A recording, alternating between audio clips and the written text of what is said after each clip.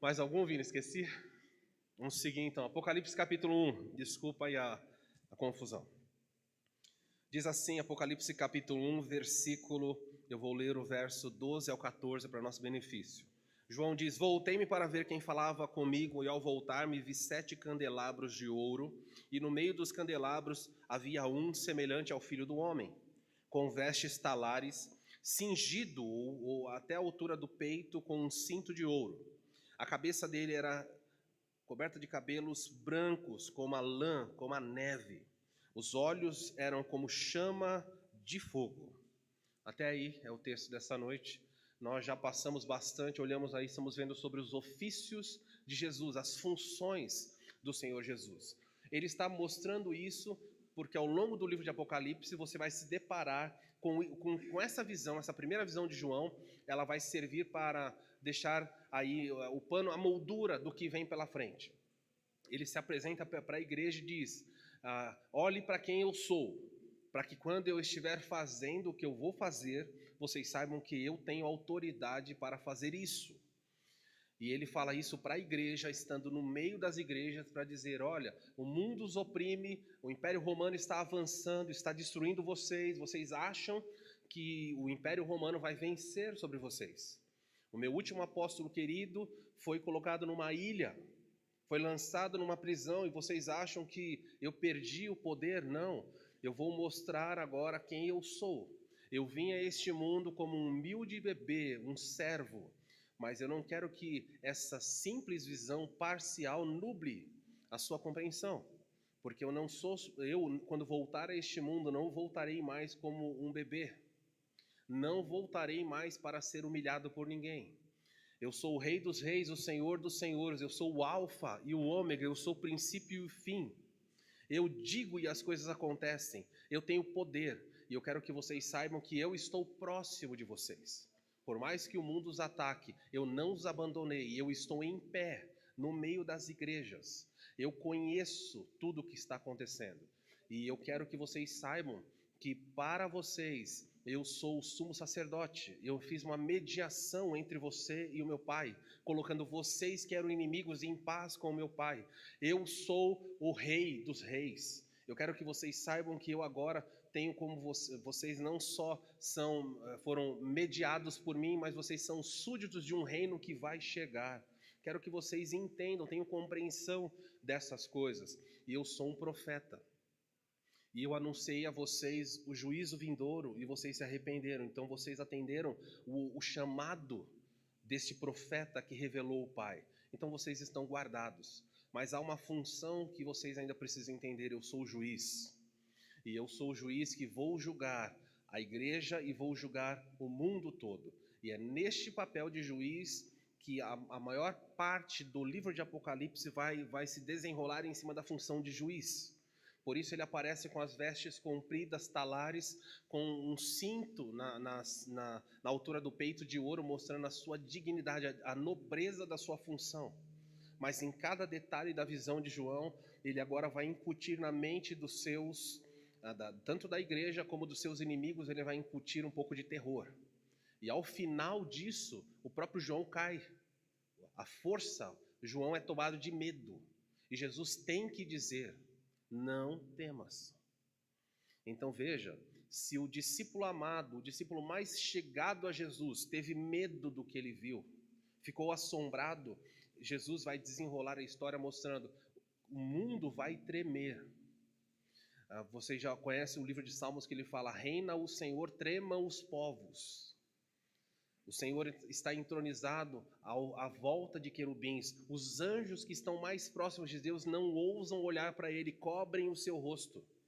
Mas João viu Cristo glorificado.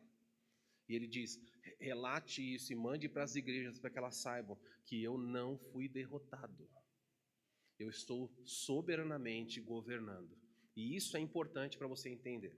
Dito isso, vamos ver então a respeito dos ofícios de Jesus. Nós continuamos a falar aí que dentro do papel do ofício de Jesus, Jesus é um juiz sobre a igreja. Então veja, Jesus vai julgar o mundo e vai julgar a igreja. O apóstolo Pedro diz que o juízo começa pela casa de Deus. É assim que acontece. Quando você erra, quando você peca, Deus rapidamente corrige você, disciplina você, porque você é filho. E filhos são corrigidos rapidamente. Os de fora não recebem esse favor, mas no futuro eles vão encontrar um juiz. Então, Jesus é juiz sobre a igreja. Quero mostrar para vocês que os ofícios de Jesus devem produzir, levar a igreja a uma reflexão, uma mudança. Então, hoje, assim como aconteceu no primeiro século, hoje você deve olhar para isso e falar assim: olha, preciso refletir sobre quem eu sou. Lá durante a semana, quando você, dona de casa, estiver em casa arrumando o quarto, lavando uma louça, você que estiver trabalhando, dando aula, lembre-se, Jesus está observando, Jesus está perto. E o fato dele estar perto, direcionando também as coisas que acontecem no seu dia a dia, deve levar você a uma reflexão. Coisas difíceis acontecem. E quando você olha para o lado e vê Jesus ali, isso vai produzir em você uma atitude diferente. Nós fracassamos quando percebemos que Deus está longe. Quando começamos a imaginar, Ele nos abandonou e nós tropeçamos, mas Ele está perto. Hoje nós veremos, vamos continuar, começando semana passada, os ofícios de Jesus e as suas implicações. Vimos aí que João olhou, isso já passamos, não é? Havia um em pé sobre o candelabro, vimos o Filho do Homem com a faixa de ouro no peito. Já olhamos, vimos que Jesus é o perfeito profeta, o sumo sacerdote, o supremo, não é? Aliás, de uma linhagem superior, porque os judeus tinham o sacerdócio arônico, vindo de Arão. Nós temos em Jesus um sacerdócio superior, em Hebreus fala da ordem de Melquisedeque, um sacerdócio acima. O próprio Abraão pagou, ou não pagou, mas ofertou, sacrificou e ofertou um dízimo a Melquisedeque quando a lei nem existia, a lei não exigia. Abraão foi lá e reconheceu que Melquisedeque, o rei de Salém, que depois se tornou Jerusalém, era alguém de ordem elevada. E a Bíblia fala que Jesus é alguém da ordem do sacerdócio de Melquisedeque, que é acima do sacerdócio de Arão. Ele é o supremo rei, tanto que ele é chamado Messias, não é? Davi, os reis vão proceder dele, e ele é o justo juiz. Dito isso, então, vamos tentar olhar para a figura, vamos nos concentrar em alguns aspectos dessa imagem que João está vendo. E veja, João está vendo de fato isso. Jesus necessariamente não está assim hoje, mas ele se mostrou para João assim, para que João entendesse algumas coisas. Vamos ver então. A primeira coisa que João descreve no versículo 14 é que Jesus, na minha versão, diz assim: verso 14: a cabeça e os cabelos dele eram brancos como a lã, como a neve. Então Jesus mostra, aparece para ele, o cabelo dele está muito branco, está num tom de branco como se fosse um brilho muito grande. E isso que ele está descrevendo aqui, isso já aconteceu em outras porções da Escritura. No livro de Daniel, capítulo 7, volte comigo, volte as páginas da sua Bíblia para Daniel, capítulo 7, e veja aí da onde o paralelo com Daniel.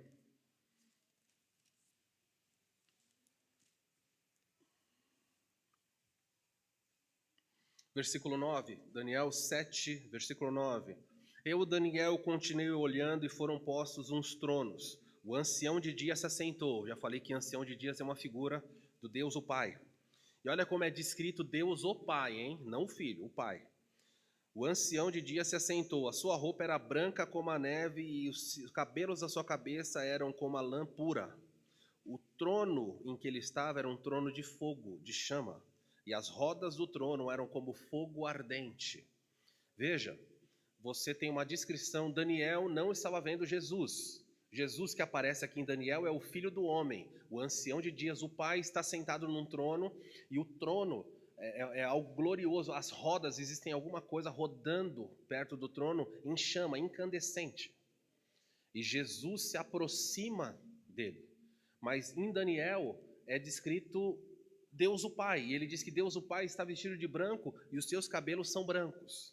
E por que agora aqui em Apocalipse, Daniel também João descreve Jesus da mesma forma? Em primeiro lugar, para defender a divindade de Cristo, dizendo, ele e o Pai são um.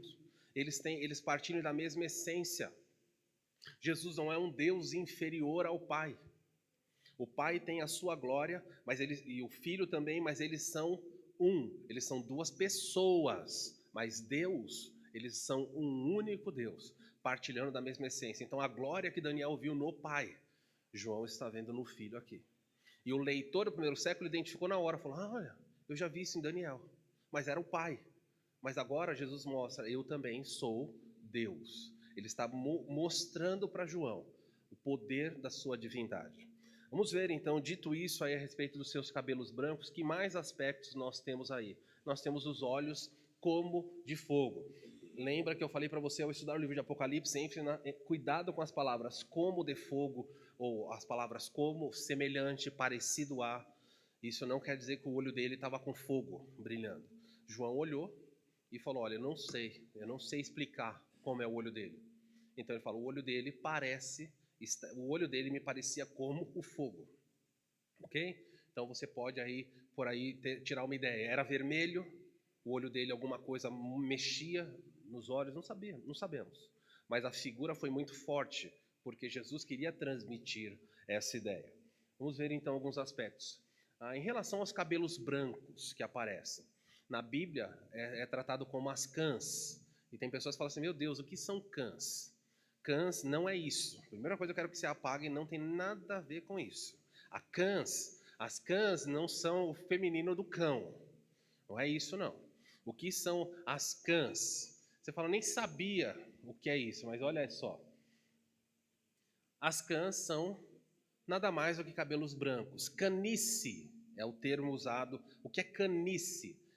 Eu tenho canice. Outros aqui, se não tem, é só questão de tempo. Você vai ter canice, tá bom? O que é canice? A palavra provavelmente, não se sabe a origem, mas vem de canos. Muitos acreditam que a palavra vem de canos, que significa branco, do latim. E o que acontece? Canice é o embranquecimento dos cabelos, é um fenômeno natural e progressivo. É natural e vai progredir. Só notícia ruim agora, né? Vai progredir, não tem jeito não de evitar. E ocorre pela diminuição ou perda da atividade dos melanócitos, células que produzem o pigmento melanina. Nos brancos, pessoas de pele em branco, isso se inicia por volta dos 35 anos. E nas pessoas de pele escura, por volta dos 45. Então, se você tem a pele mais branquinha, 35 anos, fiozinho já surge lá. Ele imita a pele é branca, ele já aparece. Os de pele escura fica mais tempo o cabelo escuro, mas ele aparece também. Você sabe como faz para o cabelo ficar preto? Você vai vir outro domingo, vou falar qual é a vitamina própria para você tomar que retarda. É a vitamina B5, mas isso aí não tem nada a ver com Apocalipse. B5, anota aí. Tá vendo? O pastor também prescreve coisa. Toma a vitamina B5 que vai retardar. Vai evitar? Não vai. Muito bem. Os cabelos negros eram apreciados por ambos os sexos. Na Bíblia, em todas as culturas, ter cabelo preto todo mundo gostava. Mas entre os israelitas, ter cabelos grisalhos era algo visto pelo povo como sendo muito honroso. Então, ao contrário de hoje, né? A pessoa, cabelo branco.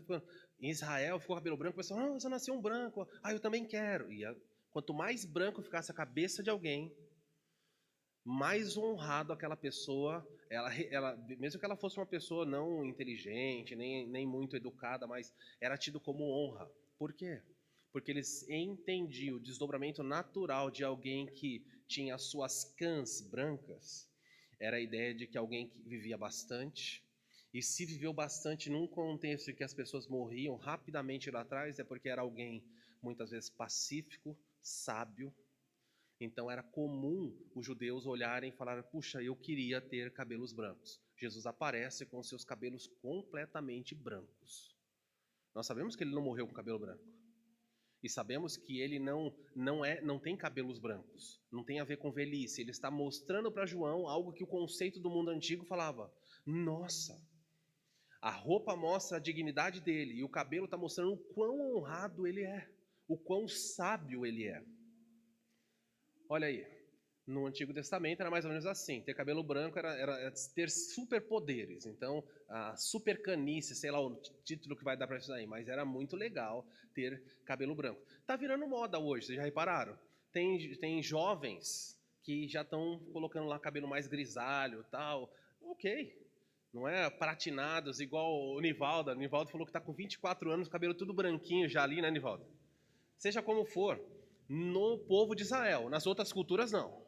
Em Israel era algo honrado. E a Bíblia lida com isso de forma interessante. Por exemplo, quem eram os anciãos de uma nação? Quem eram eles? A Bíblia vai mostrar para nós assim, eles eram homens de mais idade que recebiam grande autoridade entre o povo. Eram tidos por sábios e agiam assim, né, como juízes, resolvendo dilemas das tribos e da comunidade.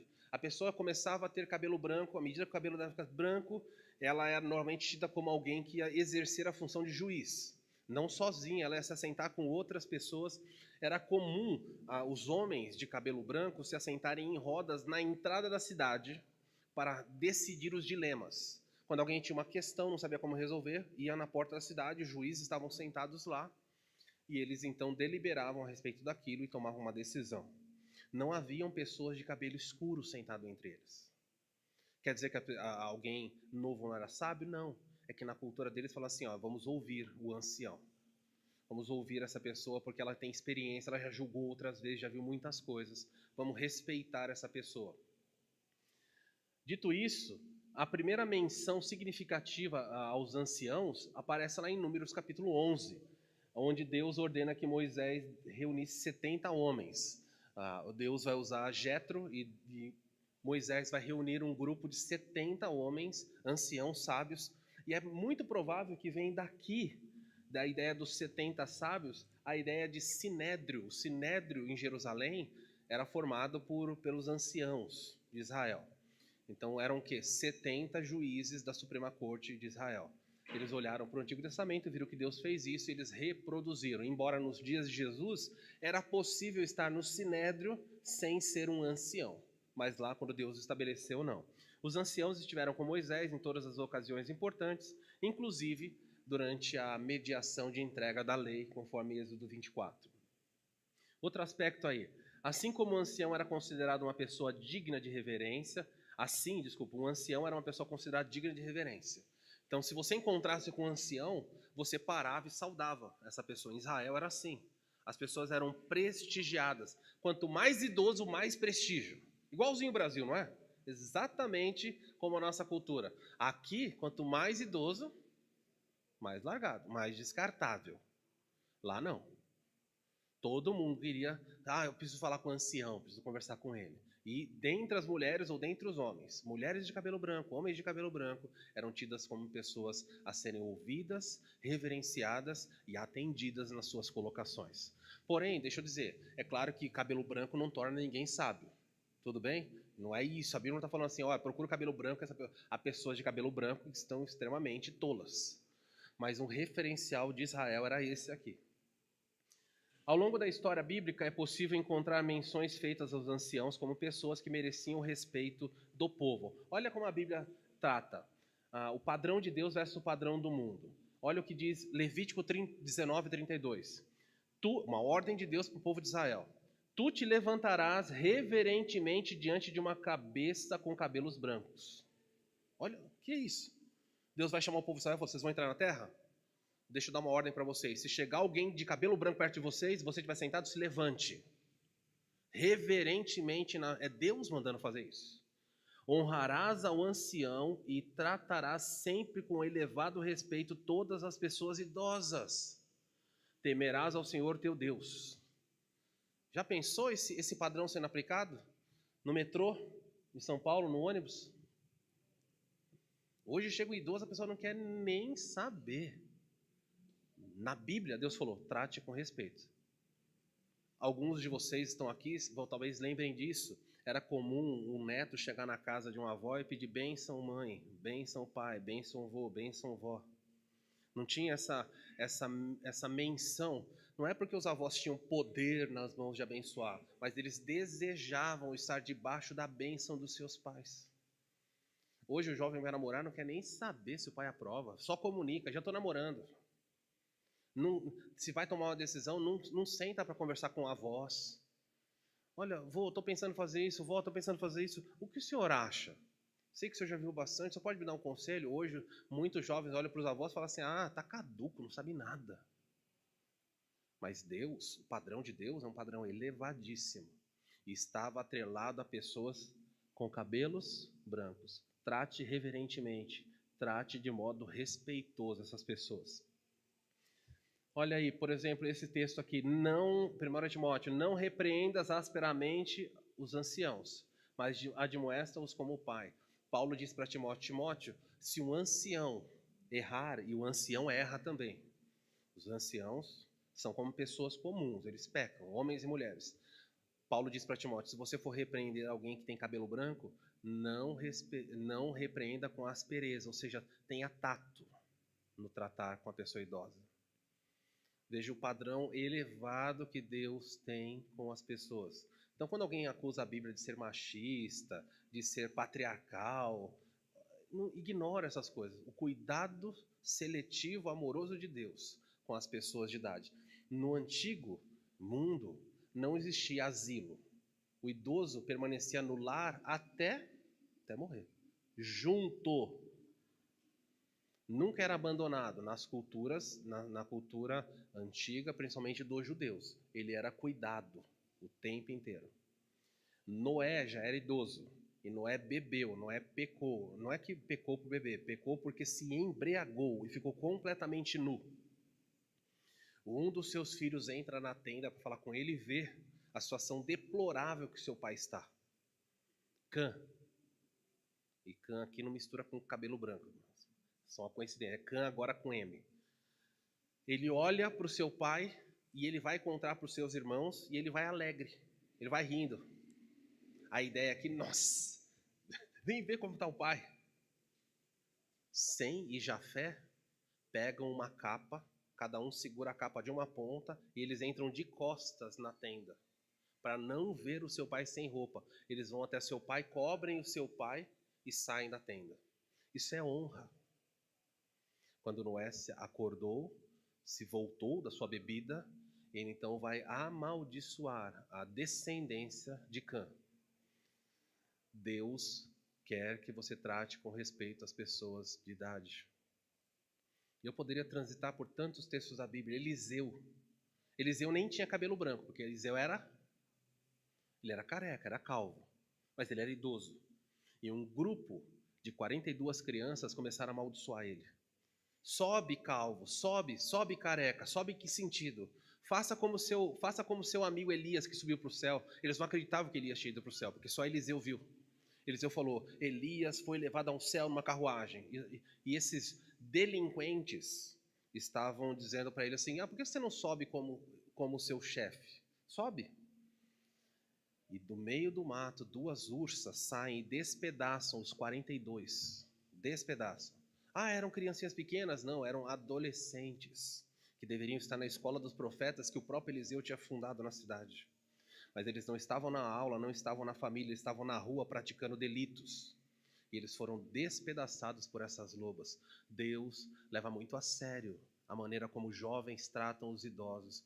E se eu ficar falando sobre isso, a gente não vai avançar, porque a Bíblia ela vai te empurrando em direções, falando para você, mude o padrão, a forma como você trata as pessoas, curve os seus lábios, curve o seu coração ao se dirigir com alguém com mais idade.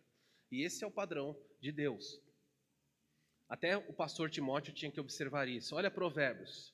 A beleza dos jovens está na sua força. O jovem gosta de mostrar como eu sou forte, a quanto eu levanto de peso, como eu faço, quanto eu corro, quão rápido eu faço. Mas a glória, ou seja, a glória no sentido de honra, a honra dos idosos nos seus... Por que Salomão vai falar isso? O jovem tem... A glória dele é ser forte. E o idoso é ter o cabelo branco. Se o cabelo dele é branco, na cultura deles era algo muito, muito honroso. Semana que vem todo mundo com o cabelo pintado de branco, eu estou vendo aqui. Mas é isso daqui, esse é o padrão de Deus. Outro texto.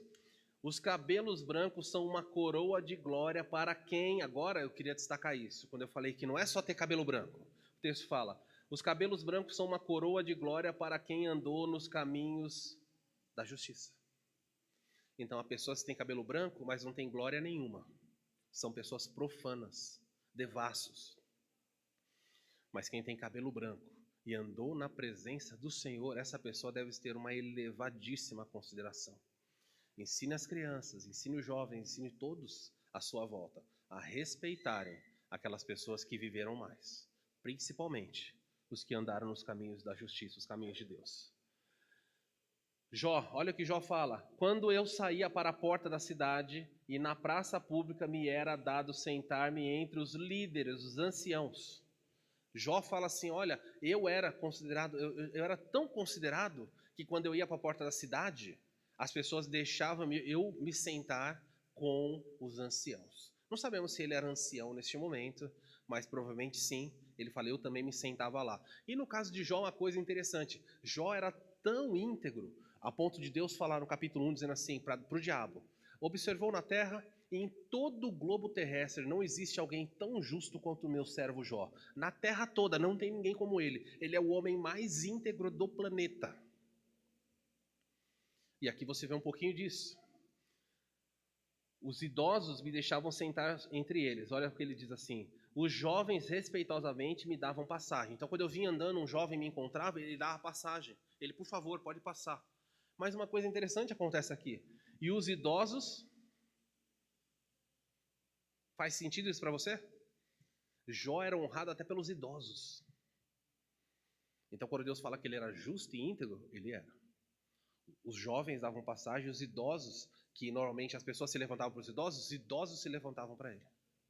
Ele era um homem diante de Deus irrepreensível. Não impecável, hein? Mas irrepreensível, padrão muito, muito elevado. Muito bem. Então, cabelos brancos, neste texto, eles eram tidos como sinal de honra, grande sabedoria. Agora você pode entender a visão. João fala: olhei e me vi Jesus, seu cabelo branco, branco, branco. O que Jesus quis transmitir para o seu apóstolo? Em primeiro lugar, ele quis transmitir algumas lições. Veja aí: Jesus é digno de grande respeito. Essa é a lição fundamental aqui. Toda vez que você pensar na pessoa de Cristo, tenha ele em elevadíssima consideração. Não brinque com ele, não zombe dele. Não menospreze o sacrifício que ele fez na cruz. Não torne banal aquilo que custou caro. Hoje vamos celebrar a ceia do Senhor. Não olhe para a ceia do Senhor como: de novo, que bobagem é essa? Jesus deve ser tido em elevadíssima consideração. É isso que os cabelos brancos estão mostrando. Mas existem outras coisas. As pessoas que tinham cabelo branco, elas também eram reconhecidas não só com honra, mas dignas de grande sabedoria. E aí você tem um princípio: olha, Jesus é sábio. Se ele é sábio, então o quê? Ele sabe o que faz com a nossa vida. Feche um pouco mais a boca, pare de ficar dando conselhos para ele a respeito da sua vida. Um tempo atrás estava conversando com um amigo muito querido, e ele estava se queixando de algumas situações difíceis pelas quais ele está passando. E eu disse: olha, não fique fazendo isso, porque parece que ao agir dessa maneira você está dizendo assim: se você estivesse no lugar de Deus, você faria diferente, não é? Ele parou e falou: olha, eu acho que eu faria assim. Vocês entendem? Todos nós temos essa atitude. Já passou pela sua cabeça? Você fala: nossa, Deus, se o Senhor me deixasse ser Deus um dia só, eu ia resolver. Esse Brasil ia dar jeito num dia só. Um dia. Me deixa um dia ser Deus. A Bíblia mostra que Jesus é sábio, então feche os seus lábios. Pare de dizer para ele o que ele tem que fazer com o seu patrimônio, com suas finanças, como ele tem que guiar os seus filhos, como ele tem que fazer para converter o seu cônjuge, ou quando é que ele vai trazer o seu marido, a sua esposa, ou por que ele não resolve esse problema que você vive, ou essa questão de saúde. Por que você, sendo tão bom, tão íntegra, porque o Senhor deixou vir na sua vida, colocou sobre você o fardo de uma doença? Começa a fechar os seus lábios e fala: Senhor, eu sei que o Senhor é digno, e eu sei que o Senhor é sábio. O Senhor não precisa da minha orientação. Eu sinto vontade de te orientar, mas quem sou eu? O homem Jó, que nós mencionamos agora há pouco, uma reputação elevadíssima. No final do seu livro, capítulo 38, ele começa a questionar Deus: chame-me Deus no seu tribunal e eu vou defender a minha honra. Se Deus me levar num tribunal, eu vou convencê-lo de que eu sou justo. Então aparece um rodamuinho de vento na frente dele.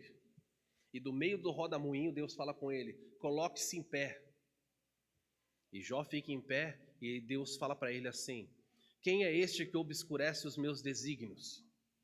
Quem você pensa que é? E Jó está doente ainda. E Deus fala para ele: quem você pensa que é para me questionar? Você é muito sábio? Onde você estava quando eu coloquei as estrelas do céu? E Jó para um pouquinho e pensa: não sei.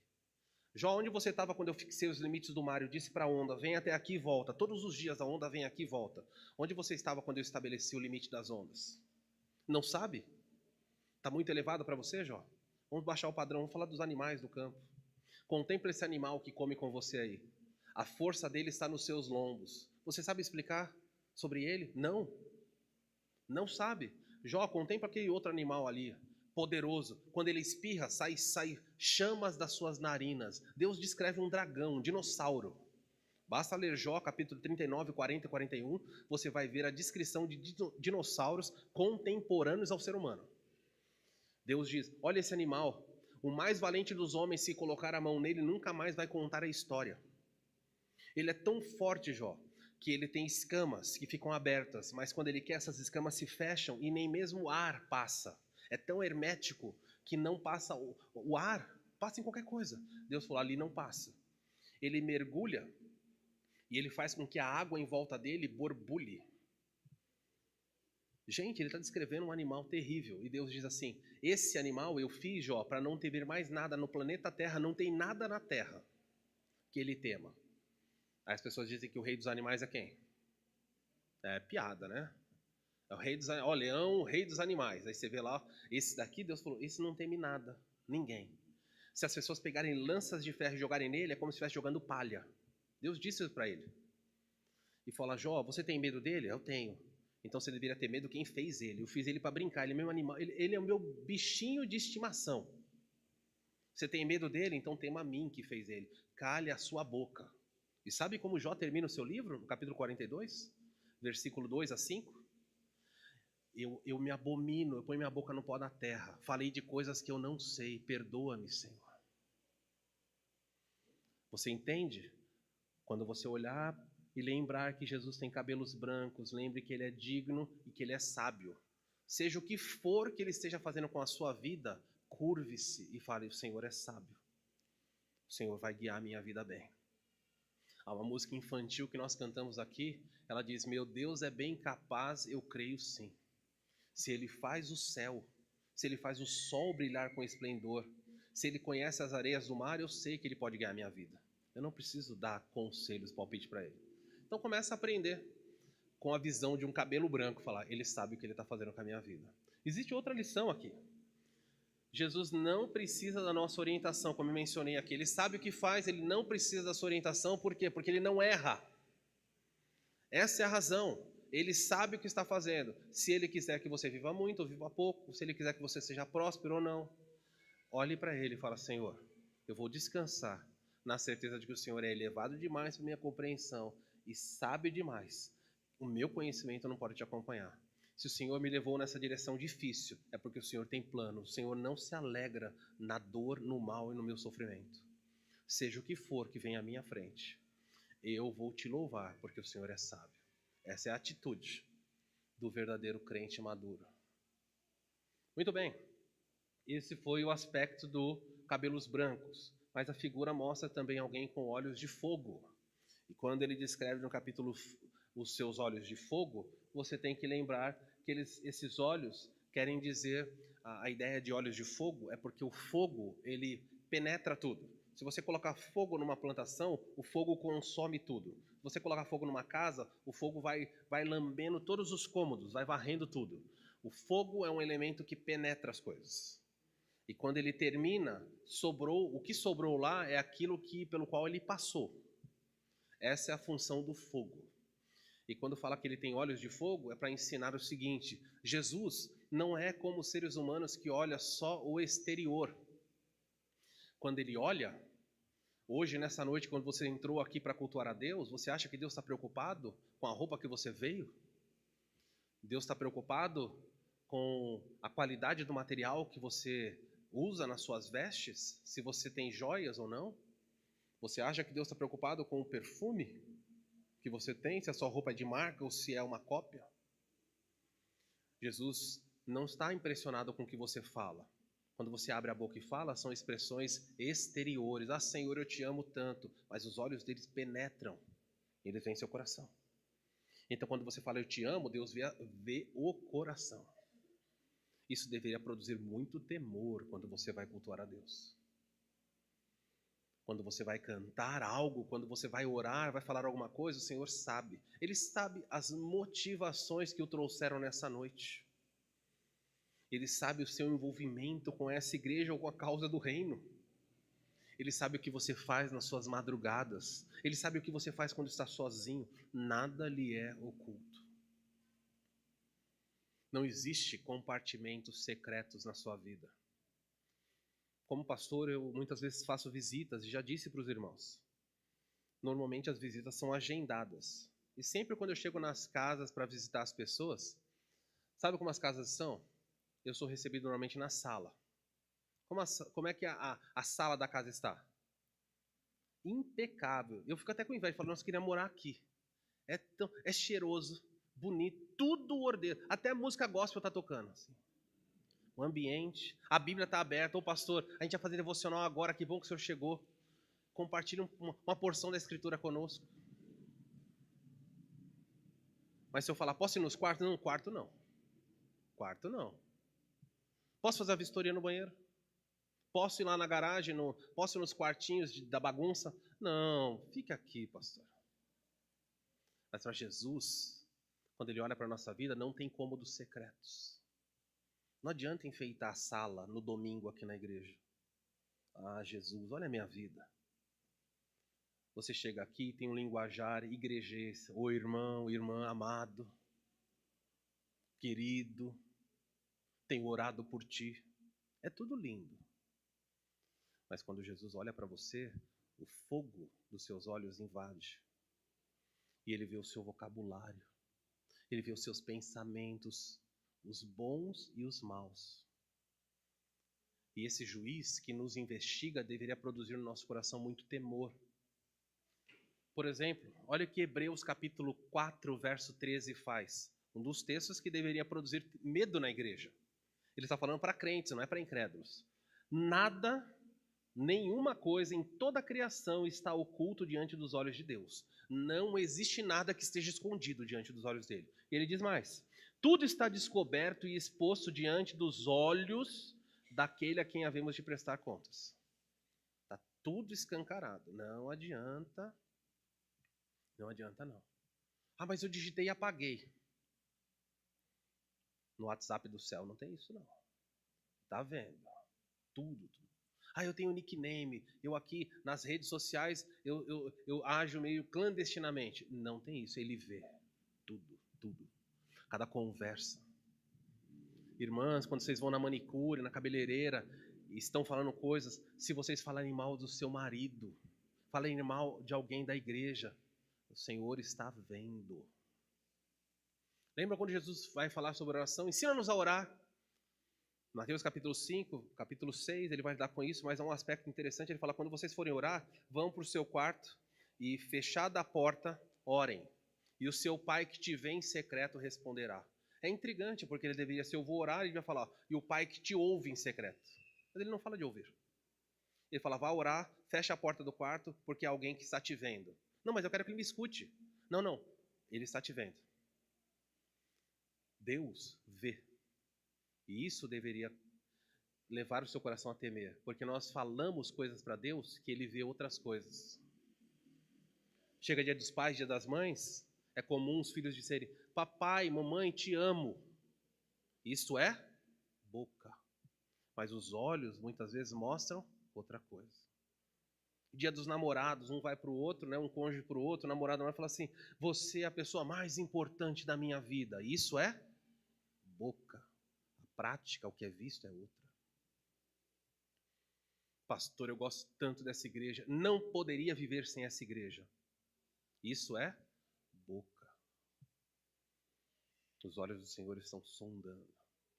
livro de livro de Gênesis, quando Deus vai destruir o mundo com o dilúvio, ele fala assim, os olhos do Senhor passaram por toda a terra e encontraram, e o texto fala, porém Noé achou graça aos olhos de Deus. Então, atente a tantos textos na Bíblia, os olhos do Senhor estão em toda a terra, contemplando os maus e os bons. Muitos lugares dizendo, Deus está vendo, Deus está vendo. Não ache que Ele não vai ver os seus erros. Para quem Ele está falando isso? Ele está falando para a igreja. Jesus no meio da igreja dizendo, eis aqui o juiz que está avaliando, observando. E em cada uma das 7 igrejas que virá à frente, Ele vai começar dizendo, conheço as tuas obras. E para falar que Ele conhece as obras é porque Ele está vendo. E Deus conhece as minhas e as suas. Olha o texto da palavra de Deus, 2 Coríntios 5,10, pois todos nós, aqui está falando só para crentes, todos nós compareceremos perante o tribunal de Cristo, para que cada um receba de acordo com as obras praticadas por meio do corpo, quer sejam boas ou más. Melhor tradução aqui é quer sejam úteis ou inúteis. Essa seria a melhor tradução para o texto. Todos nós, um dia, vamos comparecer. E eu quero que você entenda essa parte aqui, ó. Para que cada um, naquele dia, Deus não vai chamar família Santos, família tal, não. Ele vai chamar o seu nome, você vai entrar sozinho. E os olhos dele vão avaliar a sua vida. Vão avaliar buscando aquilo que foi útil, aquilo que foi inútil. Jeremias capítulo 23 diz assim, acaso sou Deus apenas de perto? Diz o Senhor, não sou Deus também de longe? Pode alguém esconder de mim onde eu não o veja? Pode alguém se esconder de mim onde eu não o veja? Não estou eu em toda parte, nos céus e na terra, diz o Senhor. É por isso que nós tem uma música que diz assim, és Deus de perto, não é? E não de longe. A ideia, nós cantamos, és Deus de perto como és de longe. O Senhor continua sendo Deus. Deus não é um Deus que só vê quando está pertinho de você. Quando Ele está longe, Ele está vendo. Gente, eu não sei como o seu coração lida com isso. Minha cunhada, certa vez, os meninos, os filhos dela estavam aprontando muito, e ela fez grandes desenhos de olhos. Ela fez uns olhos assim, meio assustador, confesso, os olhos grandes, e espalhou pela casa. Eles falaram, o que é isso? Eu falei, os olhos de Deus. Os meninos olhavam assim na parede e falavam, nossa. Aí eles iam pro quarto, o olhão estava lá, assim. E era só papel. Era só papel. Mas o efeito desse papel é muito poderoso. Vai, faz isso. Põe lá. Põe o olhinho de Deus na carteira quando você abrir e fazer uma... Ih, não compra não, fecha. Põe lá. No WhatsApp. Você clicou, aparece um olho. Você fala, olha, não vou nessa aqui não. O fato é que nós nos esquecemos que os olhos de Deus estão observando. Jesus está lembrando João, os meus olhos são fogo. Ninguém vai escapar do que eu olho. Seja você quem for, eu sondo a sua vida. E se você é a igreja de Cristo, eu estou avaliando o que eu vejo e não o que você diz. Não o que você acha ser. Eu darei a você o meu veredito. Provérbios diz, os caminhos do homem estão diante dos olhos do Senhor. Ele examina atentamente todos os seus passos. Não tem como escapar. Então, cabelos brancos e olhos de fogo é o texto dessa noite. As lições aí dos olhos de fogo é Jesus conhece a nossa vida e o nosso proceder. Lembre-se sempre disso. Outra lição importante dos olhos de fogo é Jesus conhece as nossas reais motivações. Ele conhece o valor por trás do que você diz ser. Jesus não pode ser enganado. É outro aspecto relacionado aos seus olhos. As pessoas podem tentar enganar, mas ele não pode. Em Atos 5, Ananias e Safira tentam enganar o Espírito do Senhor. E Pedro fala, por que vocês deixaram Satanás fazer isso com vocês? E ele vai falar primeiro para o marido e fala, olha, você vai morrer por causa do que você fez. E o marido morre. Passa um tempo, vem a esposa, Safira. Demorou um pouco mais para vir. Alguns acreditam que é por causa da maquiagem, chapinha. A mulher sempre vem depois. E aí Pedro pergunta assim, é verdade que vocês fizeram isso? Ela falou, é verdade. Ele falou, por que vocês entrar em acordo para enganar, e aí enganar é para tentar enganar o Espírito do Senhor. Eis aí os pés dos que enterraram seu marido. Ela nem sabia que o marido tinha sido enterrado. Tá vendo esses homens? Eles acabaram de enterrar o seu marido, vão enterrar vocês também. Ela caiu morta. A primeira reunião de jovens da história foi sepultamento. A Bíblia fala que os jovens se reuniram para sepultar Ananias e Safira. O primeiro darache da igreja cristã foi velório. Deus vê cada coisa, não dá para enganá-lo. Por isso, as aplicações do texto dessa noite, cabelos de brancos como a neve e olhos como de fogo, as aplicações são essas. Jesus é sábio e saberá guiar as nossas vidas, mesmo que as coisas não façam sentido hoje. Creia nisso. Ah, Senhor, eu não entendo o que o Senhor está fazendo. Não precisa entender. Deixa ele guiar. Confia nele. 2. Idosos, presta atenção, idosos, imitem Jesus. Que os seus cabelos brancos sejam evidência gloriosa da sua maturidade, sabedoria, prudência e respeito. Irmãos, que triste. Deus quer que os seus cabelos reflitam essa dignidade, maturidade e respeito. Mas muitas vezes há pessoas com cabelos brancos que agem com a maior tolice. Os bandidos, quando tentam dar golpe, eles tentam dar em quem? Por que eles buscam idosos? Muitas vezes o idoso vai perdendo filtros. Infelizmente, quando ele deveria ter um padrão mais elevado, ele vai perdendo filtros. Ele acredita em tudo. Tudo que falam para ele, ele acredita. Ele cai nas mais coisas bobas, ele tropeça ali. Ele fica crédulo. Outra coisa, muitos idosos acham que não precisam mais de orientação, ajuda, conselho, não tem mais nada para aprender. Só isso já é uma tolice tremenda. Querido idoso, que o seu coração e o seu cabelo reflitam maturidade, prudência. Que os jovens dessa igreja, quando precisar de orientação, não precisem procurar o pastor.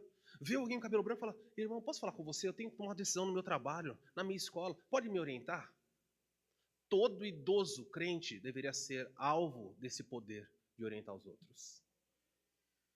3. Se os idosos devem imitar Jesus, jovens demonstrem grande respeito, amor e consideração pelos idosos, principalmente pelos que andam dignamente no caminho do Senhor. Os homens, os jovens da igreja, e aí eu digo, quando eu falo jovens, é qualquer um que não é idoso. Eu fico pensando aqui, nós temos diversos idosos na igreja que nunca são visitados pelos jovens. Isso não é sinal de amor. Quando eu cheguei em São Paulo, na Igreja Batista Redenção em São Paulo, em 2007, começamos a ter contato com a igreja, até que anos depois mudamos para São Paulo. Uma das coisas que eu tentei implementar entre os jovens da igreja era um disque. Então as pessoas de idade que precisavam tocar o bujão de gás, não tinham força para trocar, era só ligar. Liga para mim que eu mando um jovem na sua casa para trocar o gás para você. Queimou uma lâmpada, pastor, eu não posso subir em escada para trocar. Pode ligar para a gente vai mandar um jovem aí para ajudar. Essa é a dinâmica da igreja. Mas os jovens são tão preocupados com a sua vida que, se der tempo de fazer alguma coisa pelo idoso, eu faço. E na prática, para nossa vergonha, na maioria das vezes, são os idosos que estão fazendo algo para os jovens. É o idoso que está fazendo isso, mexendo na roupa, fazendo comida, lavando, cuidando, buscando. E você nunca vê o jovem fazer algo de forma recíproca. Jovens que estão aqui, quando foi a última vez que você fez um bolo e levou para um idoso? Pode ser da sua família mesmo. Quando foi que você fez isso? Quando foi a última vez que você mandou uma mensagem para o idoso dizendo assim: sem um pedido de oração, eu quero orar por você? Nós falamos algo, mas na prática, muitas vezes nós colocamos de lado as pessoas que deveriam ser dignas de grande honra no meio da igreja. Que nós sejamos um povo diferente do mundo. Que as pessoas do mundo, quando olharem para a igreja, falam: nossa, como os idosos são tratados aqui. Os jovens da igreja deveriam ir para a porta, quando chegam idosos, estão saindo para ir para o carro, ajudar os idosos a ir até o carro. Olhar, está tudo bem. Quando chega, saudar. Mas normalmente são os idosos que são cordiais, que cumprimentam. Os jovens se agrupam no seu próprio ninho. Irmãos, jovens da igreja, adultos, vamos amadurecer nisso, vamos tratar com mais alta honra. Idosos imitando Cristo e os demais amando e cuidando dos idosos da igreja. Por último, Jesus vê o que você faz, então não tente enganá-lo. Essas são as aplicações do texto dessa noite. Vamos orar. Pai, tu sabes todas as coisas, conhece o quão carentes estamos de alcançarmos esse alvo. Nos ajuda. O Senhor é sábio, guia as nossas vidas. Há coisas que nós não concordamos, há coisas que nós não entendemos, mas que nós nos calemos. O Senhor é sábio, sabe o que faz. Guia as nossas vidas conforme o seu querer, seja feita a tua vontade, não a nossa. Que o nosso coração se amolde e em silêncio aguarde a maneira como o Senhor vai lidar. Nos dá a sabedoria, Senhor. A sabedoria de acreditar que o Senhor é capaz. Sem a nossa orientação, o Senhor nunca perde o controle. E mesmo quando nós não pedimos, o Senhor sabe o que é melhor para nós e há de nos socorrer. Muito obrigado. Ajude os idosos dessa igreja a espelharem o caráter, a maturidade do Senhor Jesus. E ajude todos os demais a demonstrarem honra e respeito. Que os olhos de fogo, como de fogo do Senhor Jesus, possam trazer ao nosso coração a certeza de que o Senhor vê aquilo que nós fazemos para a sua honra e glória, mas o Senhor também vê aquilo que fazemos para a nossa própria glória. E que nós possamos nos arrepender e temer ao Senhor em tudo. Nós oramos assim, em nome de Jesus.